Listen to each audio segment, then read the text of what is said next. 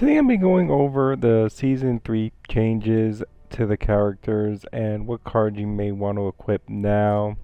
I know I just did this video the other day, but it was pointed out to me that I missed a couple of things. To start off with, we have Kate, and it is worth noting that her bleed damage on her Nasher is actually based now off pellet. So if you land one pellet on a headshot, you're not going to get damage like you used to, where it would actually calculate all the pellets hitting the head. Um, so you need to be a little bit more accurate with your shots. The more interesting change with her is her legendary is actually now useful. It no longer requires bleed damage. So you can actually, if you like going and using a legendary and don't really just use it to go pick people up, you can actually get a bunch of kills with it now. I'm still debating whether I want to use the custom Nasher and the overkill stock, the legendary and the overkill stock, or the legendary and the Nasher. I think all three are pretty good choices depending on your style of gameplay. Next up we have Dell. His changes are basically not important. Dell's best friends is increased from 2 meters to 10 meters. I don't know anybody who even runs that card. JD's a little bit more interesting. The boom shot is now his primary weapon. He doesn't start with a GL. I used to run the spotter support and the legendary because I was already maxed out pretty much, and you can still take him out fairly easy without the boom shot card, but now he relies on for the boom shot in the beginning of the game. So I wouldn't drop spotter support because you can still take out 2 sentinels at once or 2 boom shots at once, and when people do mark targets and you do use your death from above, you're dropping more artillery and getting your cooldown faster. But I would now recommend keeping the boom shot card on. Also, it's worth noting that his GLs do recharge now at the previous rate of the boom shot, which is 1 grenade per 40 seconds. So you probably want more on your locker. Marcus also has a very interesting change, which makes him a lot more viable. The custom Lancer now applies to the Retro Lancer. It says it applies to all variants. I actually haven't tested the GL yet, but if he does get the extra damage on the GL, that would actually make him a very beast player with the GL. I mean, JD would have to buy a couple for him. You need both in the game, and JD'd have to buy a couple for him. But he could be very effective with the GL, especially for boss waves. He can still buy the Retro Lancer, and a lot of players that like Clayton and Kate don't actually use their Retro Lancers. They're very quick to drop them and grab the overkill or a boom shot. So getting his hands on the Retro Lancer is generally fairly easy, or he can just buy one. And with that Retro Lancer at 50% increased, and the fact that you can actually upgrade these perks for cheap now, he can get up to 80%, or actually, I mean 80%. You could go up there, but 75%. Let's just call it at level 6. For under 12,000, and 75% extra power on the Retro Lancer just melts things. That makes that gun ridiculous.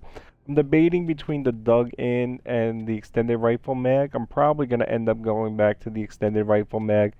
The extended rifle on the Retro or the GL with that extra power would just be ridiculous for Marcus, and also help him keep his living legend going. FAHZ'S also has some changes. Most interesting, well, I'm going to actually say they're equally interesting because they're equally viable. His explosive critical hit now does not require X-ray, and I'm only at level 4, and I was putting in like so many double kills using this. It causes immense splash damage, 75%. I think it caps out at 80, yes. AC Precision allows him to freeze bosses. Even the Matriarch, he can freeze them from the front. He doesn't have to shoot them in the back. So the strategy I was using, and it's highly effective, is when you got that boss you want to freeze, just go to your Marksa. I would run the long shot and the Marksa, and then use tri-shots in between if you want to do that too. But for freezing bosses, you use your Marksa, you active your Marksa, you freeze the boss, you switch to your Boltok, you active your Boltok, you freeze him again, and back to the Marksa and repeat until it's dead. Also does freeze damage as it's freezing, so it's pretty sweet now. Sorry, I was in a party and I had to make the party invite only. Forgot to do that. Next up we have Jack. Jack only has one change and it's a downgrade. His optimizer now caps at 150% more smelting power. This is because people were using Jack to just build ridiculous bases, farming everything. And, you know, it was effective, but making it a little bit more team-based, I kind of think it's a good idea. Keegan has one card change, which is his gold card now is up from 30 to 60. 30 just really wasn't cutting it. You know, I like this card. I used it a couple times in Escape. It did a little bit, but 30% just really wasn't enough. I would drop this card quite frequently and put on something else, even to get the double Venom booster. I don't know. 60% for it is a lot better. Let's see. What do we have next, Lonnie? Max Shield is actually now 25% faster on the cooldown. It lasts longer, and when you get those juvies and the leeches, you can actually kill them. They used to they'd sneak through the shield and they'd wouldn't die, but now they're actually gonna take damage as they come in. The cog gear has a couple changes too. He also, like Marcus, now his Lancer card works for all variants. I've not tested this with the Lancer GL, only the Retro Lancer, but he now becomes a beast with the Retro Lancer. Also, his helpful headshots do not need to be nearby allies anymore. It still says 10 meters, but according to the patch notes, and I was watching this, I was playing a game on Forge, and the dude was giving us stim from everywhere on the board, so it seems like even the wording on this card is wrong. You can provide the helpful headshots from anywhere. That is it for the cog gear. And next up we have Baird. Baird has another couple interesting changes. Now his DR1 is actually fairly good. They doubled the time on it, put 100% bleed damage, removed the close range requirement for the bleed damage. I never used to run this card, but there was really no good fifth one. I actually ran explosive kill shot. Now this one is actually pretty good. I still stick with recommending the experimental weapons and bloody support. Experimental weapons is now at 50% with 5% bleed damage. He's still basically 3 active headshots, Master Scions in the 40s. I have to double test that. I haven't played too many Master games yet, but I was doing it on Inconceivable and he's down in them, so I'm pretty sure he'd still do the 40s on the Master. And now occasionally when I do want to call in my DR1, it actually will do a lot of damage.